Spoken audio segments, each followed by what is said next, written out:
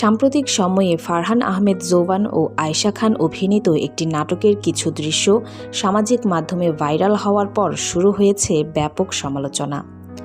বিশেষ করে নাটকের ঘনিষ্ঠ কিছু ক্লিপ নিয়ে নেটিজেনদের একাংশ ক্ষোভ প্রকাশ করে বলেছেন, বাংলা নাটকে এখন অতিরিক্ত সাহসী দৃশ্য বেরিয়ে চলেছে। ফেসবুক, ইউটিউব ও টিকটকে ছড়িয়ে পড়া সেই ভিডিও ঘিরে চলছে তুমুল আলোচনা।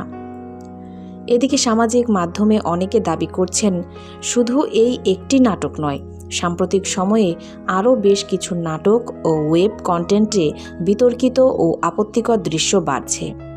অনেক দর্শকের অভিযোগ, জনপ্রিয়তা ও ভাইরাল হওয়ার আশায় নির্মাতারা ধীরে ধীরে পারিবারিক বিনোদনের সীমা অতিক্রম করছে।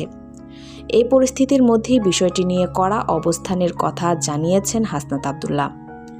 তিনি বলেন, বাংলা সংস্কৃতি ও পারিবারিক মূল্যবোধের সঙ্গে সাংঘর্ষিক কোনো কন্টেন্ট সমাজে নেতিবাচক প্রভাব ফেলতে পারে।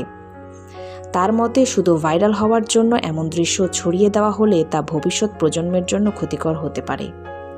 হাসনাত আব্দুল্লাহ আরও বলেন, যদি ইচ্ছাকৃতভাবে আপত্তিকর কন্টেন্ট প্রচার করা হয়, তাহলে বিষয়টি গুরুত্বের সঙ্গে দেখা হবে এবং প্রয়োজনে সংশ্লিষ্ট কর্তৃপক্ষের মাধ্যমে আইনগত পদক্ষেপ নেওয়া হতে পারে।